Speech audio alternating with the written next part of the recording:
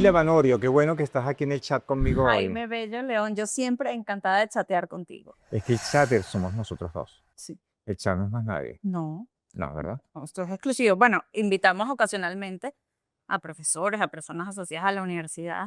Mira, yo tengo una profesora aquí, yo soy el único que la llama de esa manera. A ver, Me lo ha dicho ella. Yo le digo querida Nixa. Ella es la doctora Nixa Freites, directora del Instituto de Investigaciones Económicas y Sociales de la UCAP, doctora en demografía sí, de la señor. Universidad de Bruselas.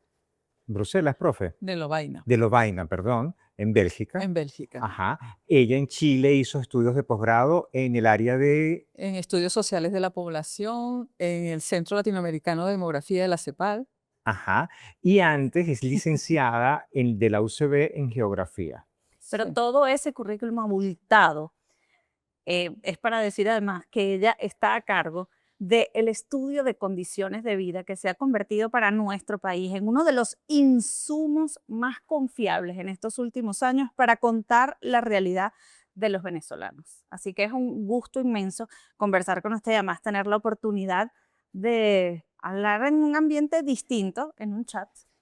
Tal cual. Bienvenida, profesora Freites. Qué rico que me hayan invitado Qué bueno que le guste, profe, qué bueno que le guste. a compartir con ustedes de esta manera así informal.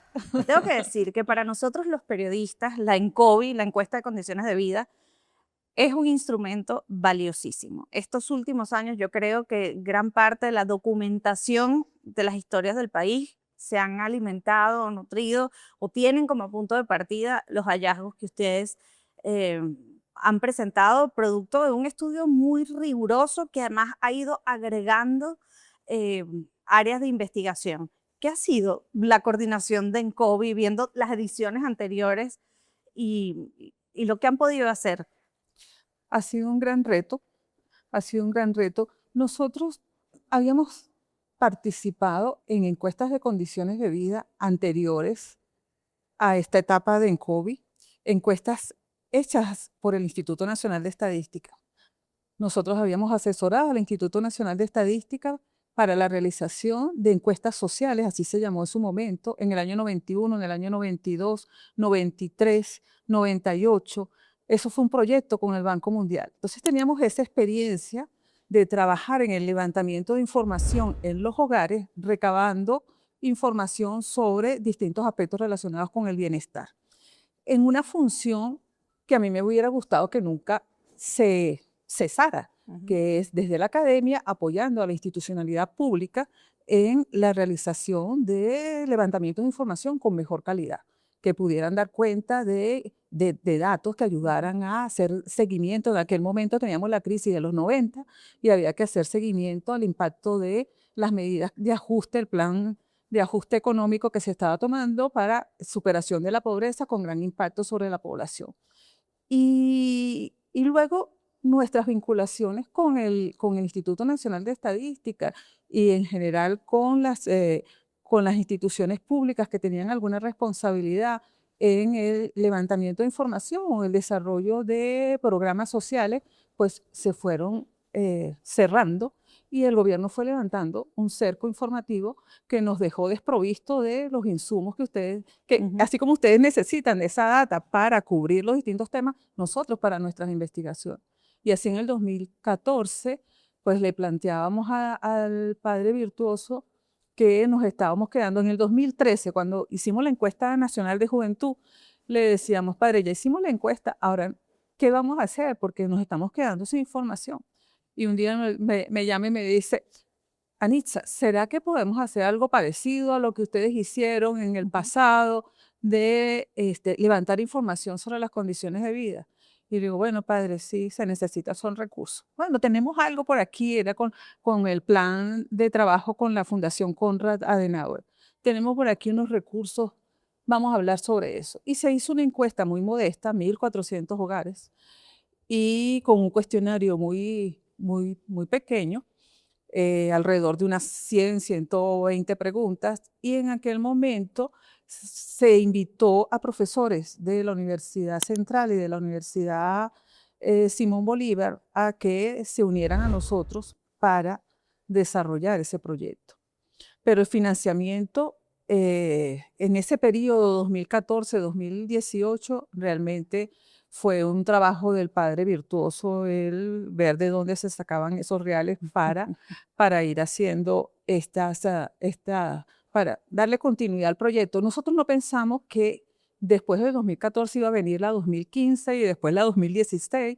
Nosotros creíamos que en algún momento, de acuerdo a cómo iban ocurriendo las cosas en el país, pues esto iba a cambiar y que de nuevo íbamos a tener una institucionalidad pública que cumpliera con su función de proveernos de información. Y eso pues no ha ocurrido hasta el presente. Claro, profe, Seguimos. perdone. Y quizás quien nos está escuchando dirá, pero bueno, eso es algo que le interesa a los académicos saber, pero creo que es importante aclarar que esa es la data que puede permitir a la gestión pública tomar Sí, decisiones precisamente porque conoce los problemas. sí. Es cierto, ¿no? Eh, pues uno supone que el gobierno también se nutre de esta información. Nosotros no sabemos ciertamente si la encuesta de hogares ha dejado de levantarse.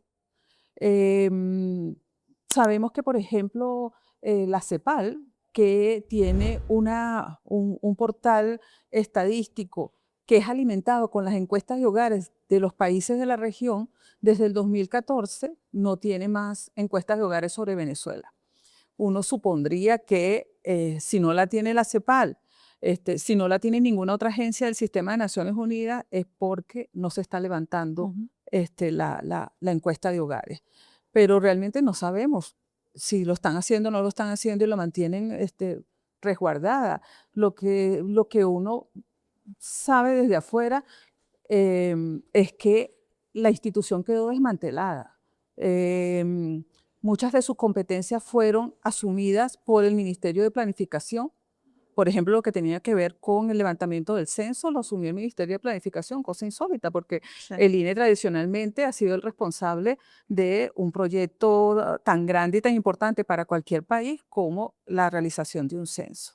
Entonces, uno piensa que sí, que de alguna manera se están beneficiando de esa información. Escuchaba al ministro de Educación señalando que tenían claro cuál era el déficit que tenían de oferta para cubrir la demanda potencial en educación inicial. Entonces uno dice, bueno, si no se está levantando la encuesta en los hogares, uno podría pensar sin ser pretencioso que de alguna manera la información que uno viene aportando con relación Ujú. a la demanda no cubierta en relación a la educación, pues alguna cosa les llega de COVID.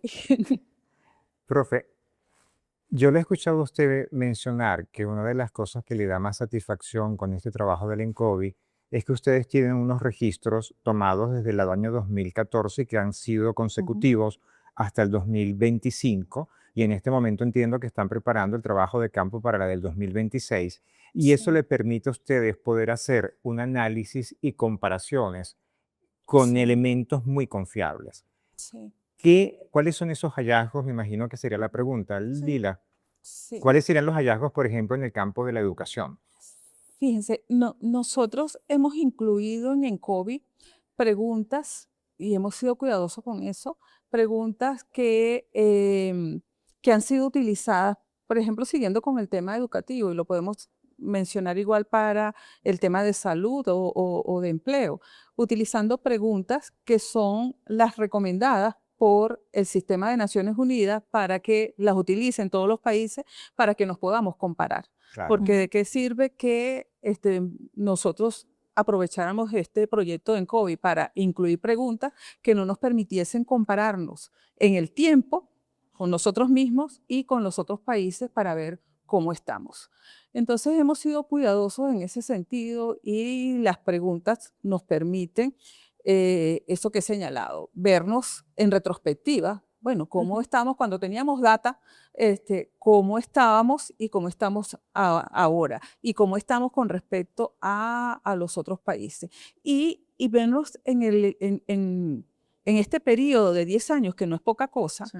nos permite incluso ver si en algún momento el gobierno tomó alguna medida que pretendía incidir sobre algún problema, cómo el ENCOVI refleja el impacto que pudo tener o no esa medida. Si, por ejemplo, en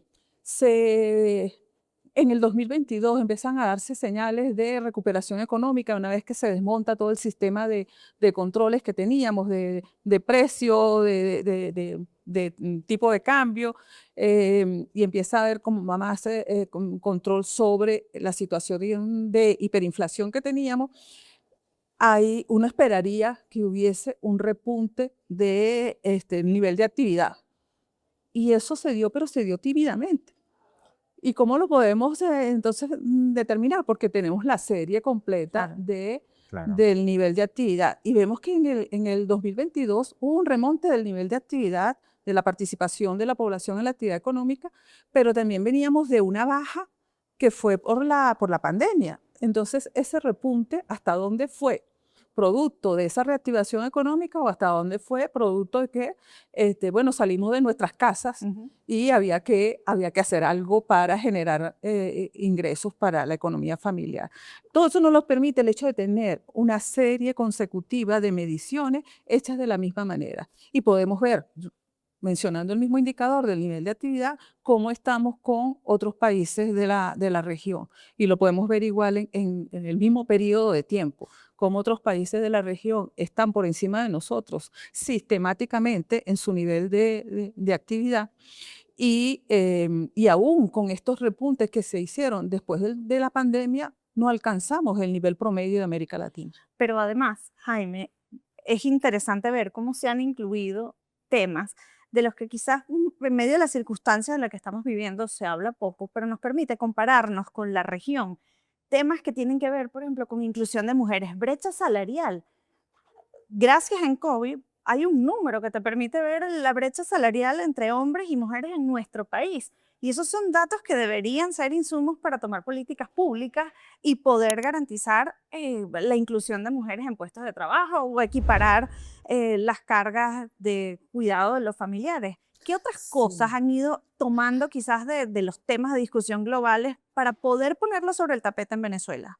Sí, la ENCOVI se ha convertido en un laboratorio para nosotros, en un laboratorio que nos ha permitido, porque vamos viendo cómo hay unas problemáticas que están siendo abordadas en el contexto regional y en el contexto global, y que nosotros estamos perdidas de ellas porque no hay la producción de información relacionada con las mismas, e incluso desde el gobierno no se expresa una mayor preocupación sobre esos temas. Por ejemplo, lo que señalas con relación a la participación laboral de la mujer, al tema de cuidados. Entonces, hemos incluido algunas preguntas en las últimas ediciones para identificar cómo es la distribución de las tareas en el hogar y cuánto tiempo se dedica bueno, todos los miembros del hogar, hombres y mujeres y de cualquier edad,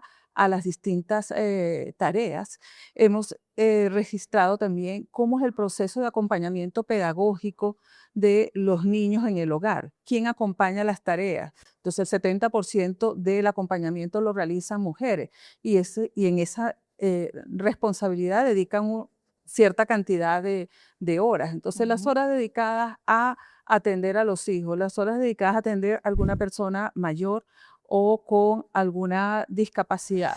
Todo ese tiempo atenta contra la posibilidad de las mujeres de poder insertarse en el mercado laboral en un contexto de restricciones económicas, de caída de las remuneraciones, donde el costo de oportunidad de insertarse en el mercado laboral es muy alto, porque tendría que contratar a alguna persona para que se ocupe de las Y eso responsabilidades. supone un gasto. Y eso supone un gasto que podría ser más oneroso que lo que podría percibir en un mercado que además tiene remuneraciones diferenciadas entre hombres y mujeres, incluso por el desarrollo de una misma actividad.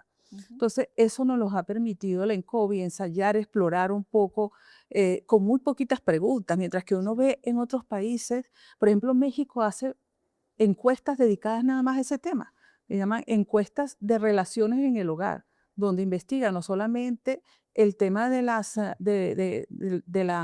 la inequidad entre hombres y mujeres con relación al funcionamiento del hogar, sino también lo que es el tema de violencia dentro del hogar, que es un tema que no hemos explorado en COVID y del cual también ahí tenemos una deuda. Con el tema de las discapacidades también Sí. tenemos deuda.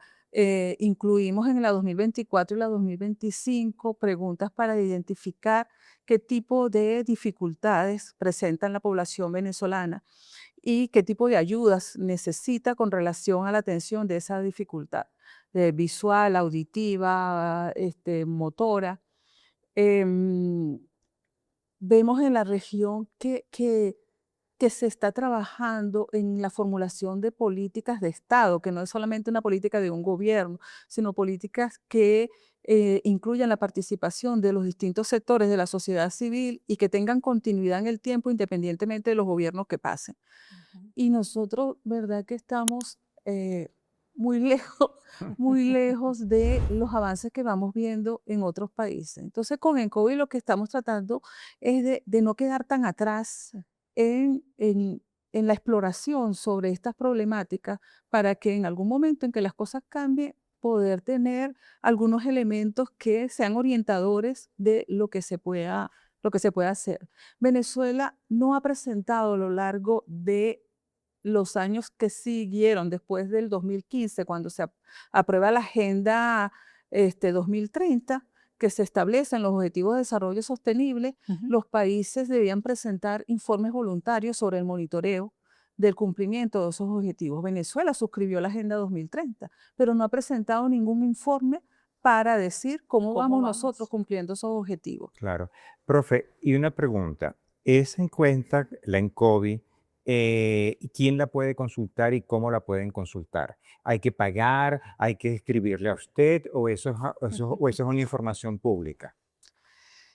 Em, lo que nosotros hemos podido escribir hasta ahora con relación al ENCOVI está en el sitio web proyectoelcovi.com.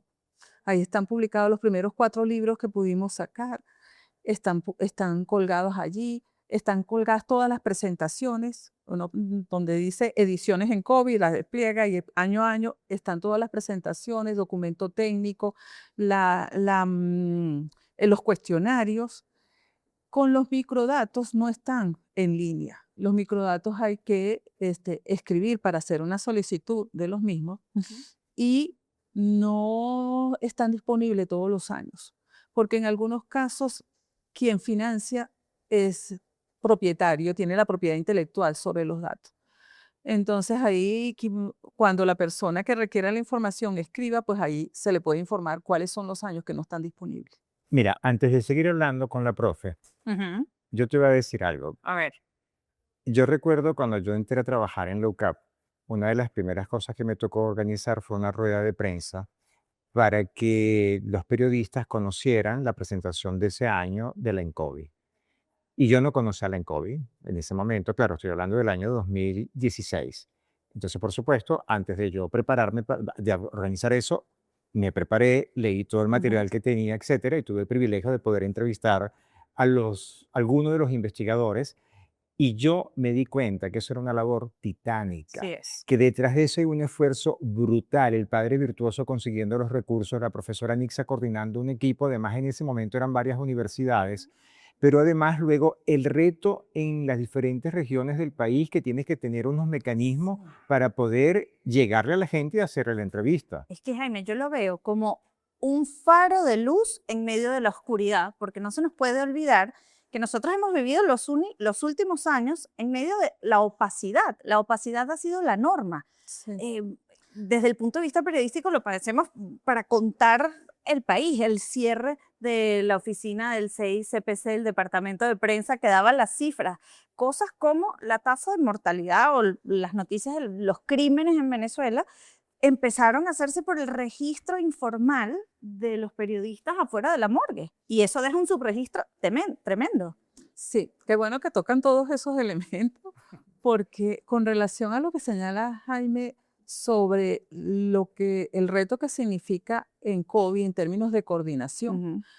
es importante destacarlo y es importante eh, aprovechar esta oportunidad para agradecer el compromiso de los equipos que tenemos desplegados en todo el país.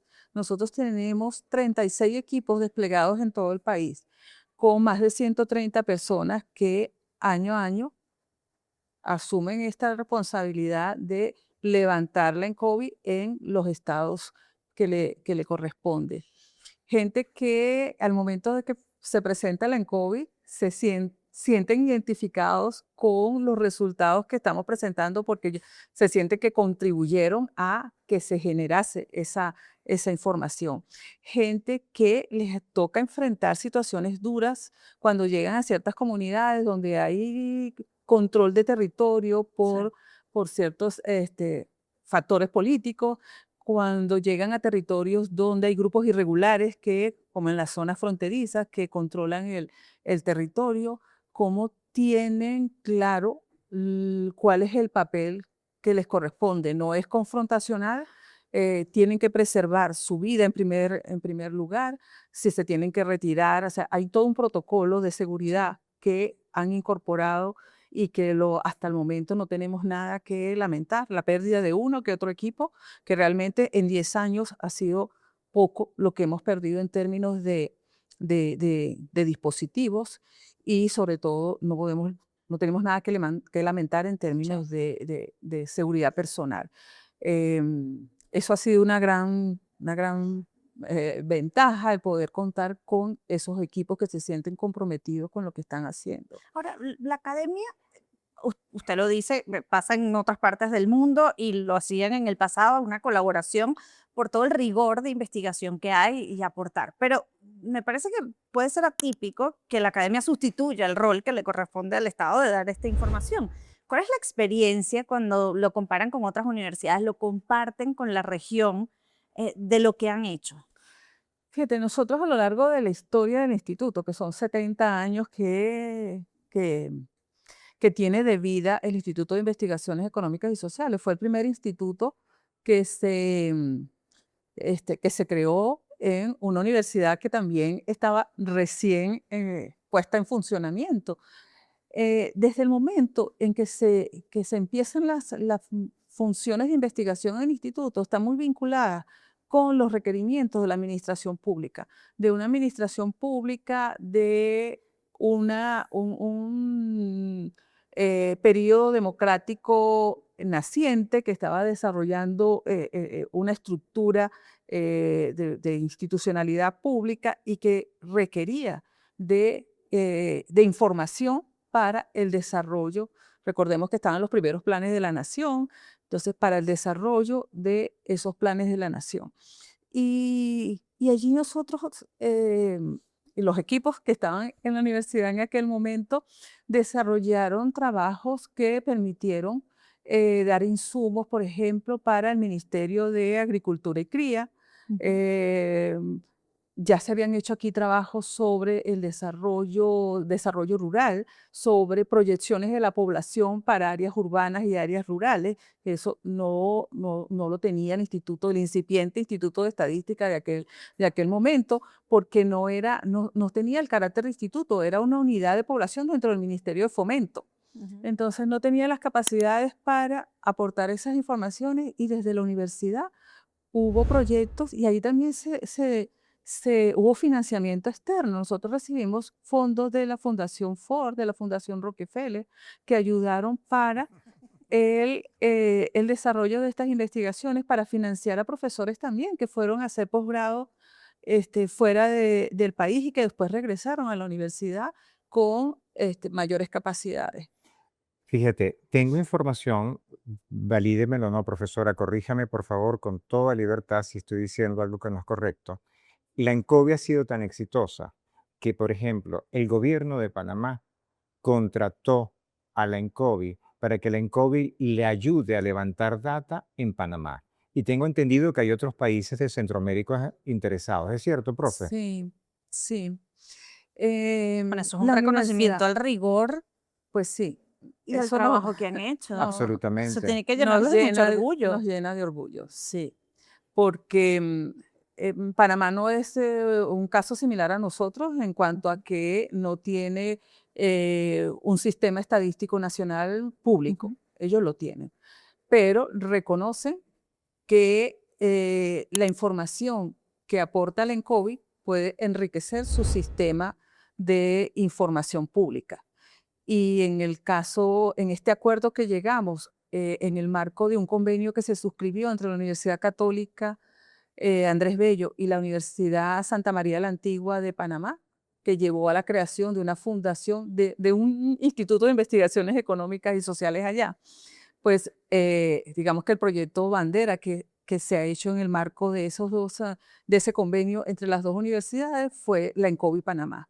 Y lo que buscamos todavía fue ampliar el alcance del ENCOVI porque se le imprimió un enfoque distinto al que tenemos acá, porque la idea era complementar la información que se produce en Panamá. Entonces el enfoque estaba más orientado a obtener información sobre bienestar subjetivo y eso nos llevó a un reto que fue bien difícil de enfrentar porque teníamos que entrevistar en los hogares a informantes diferenciados porque queríamos saber la percepción sobre la situación de cada miembro del hogar. Entonces habían preguntas dirigidas a diferentes edades, a mujeres y a hombres, y eso lo pudimos llevar adelante.